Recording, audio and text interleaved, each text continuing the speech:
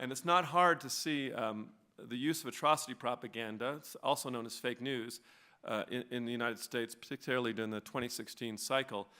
And since that time, and I guess the bigger story is that these two techniques of censorship, the flooding technique and the Russian troll army technique, have come to the United States, and the First Amendment, which is still kind of waiting for someone to arrest someone with a pamphlet, is just sitting on the sidelines, like, oh, okay, even though there's these new techniques. And you can see, I mean, it's well documented, the troll army techniques in particular, in the United States, continuing and particularly targeting 2016 election.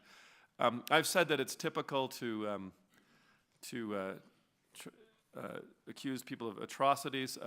You know, Hillary, there was all these stories surrounding Hillary Clinton. They were just straight from the textbook. There was some series of stories about how she was involved in satanic rituals and some kind of, based on very, very weird evidence. There was obviously this Pizzagate pedophilia ring that people know about. So, you know, it's basically the exact same textbook. You just come up with these things and accuse the people. And then somehow, you know, most of it may seem ridiculous, but over time, these things have had an unfortunate tendency to stick. And then the other approach that you see dramatically, very well documented, is the level of harassment, humiliation, and attacks that journalists have come under since about 2015 or so, particularly when, you know, they criticize the alt-right or become critics of President Trump or candidate Trump. Just a kind of thing, you know, and journalists are tough and can kind of put up with it, but there definitely are people who think like, do I really want to get into political reporting if it means I have death threats on my answering machine every day? And maybe at some level, you know, these things work. You know, I think people are like, well, the path of least resistance is maybe I'll become a business reporter or something like that. I think it's a serious issue, and it's only because we do have a very brave press corps that we continue to have a resistance. So, so these are the problems. I believe, I guess I'll restate my thesis for the third time, that we are experiencing efforts to censor and control speech in the United States and to manipulate elections for which our traditional apparatus, the free speech, the First Amendment, is not well prepared. And I think one danger for us, and it goes back again to how just great the core of the First Amendment is that because sometimes if you think you have something figured out, it gets in the way of thinking about how you might have to change it, right? We have this wonderful tradition, and the finest and best kind of ideals of America expressed in the First Amendment. The idea that maybe it's not meeting our challenges is hard to stomach. So let me talk about what I think needs to change, and I'm going to try and leave some time for questions. So it's not an easy problem. You know, the First Amendment was designed to facilitate more speech, but more speech is not our problem right now.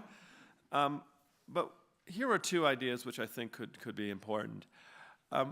First of all, I think that we have to start talking not just about the duty to prevent government from censoring speakers, but the duty of government to protect the main channels of expression. And let me say what I mean by this.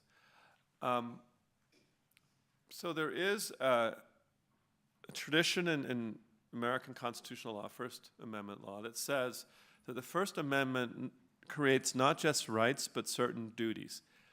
And among those duties is the duty to protect speakers. And I'll tell you where this idea came from. So in the 1960s, controversial time, sometimes you know, there would be a group of speakers, you know, maybe opposed to the war, maybe marching for civil rights, and sometimes they'd be confronted by an angry mob. You know, maybe they start throwing rocks at them, maybe they'd you know, come at them. And the question is, well, what is the duty of the police in those situations? What is the police supposed to do? Now, sometimes the police would arrest the protesters.